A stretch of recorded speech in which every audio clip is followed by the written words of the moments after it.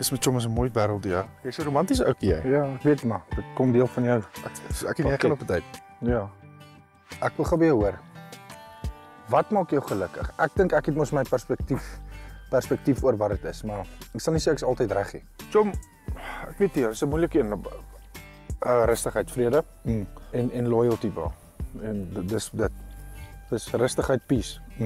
Ek so 'n tyd waar my lewe wat ek wil nou rustig raak. Ja.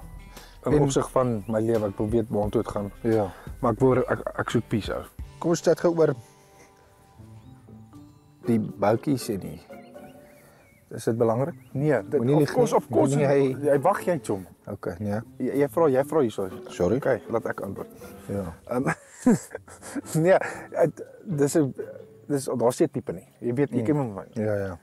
Obviously jy moet 'n attraksie vind in iemand, maar vir my gaan dit oor ons moet by mekaar se lewenstyl inpas en kan sacrifice. Vorige verhoudings, chat bietjie oor dit. Wat kan jy leer uit sacrifice en kommunikasie en onselfsugtigheid. Ek was baie selfsugtig in opsig van my loopbaan wat belangrik is vir my en ek het eers later agtergekom daar's baie foute van albei kante af. Dis wie was verkeerd, wie was reg nie. Ek moes baie reflecteer op myself ook en besef het ek was nie die beste 'n drol geweest baie van my lewe. Ek kan dit elke dag vir mense sê, is my broer. Ja. So ek stem saam met wie ook al dit gesê. So ja, ek moes baie reflecteer en ek weet nou wat ek moet regmaak. Wat maak jou gelukkig? Rustigheid ou. Rustig wees. Rustigheid, vrede.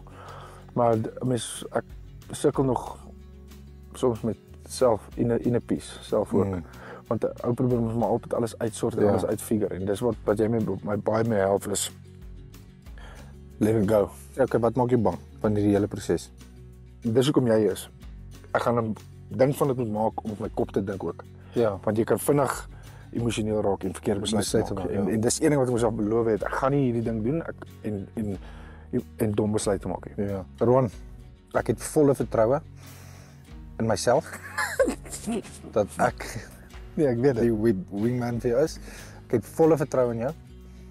Ek dink ons gaan I think we'll get there. Ek dink ons sal dit doen.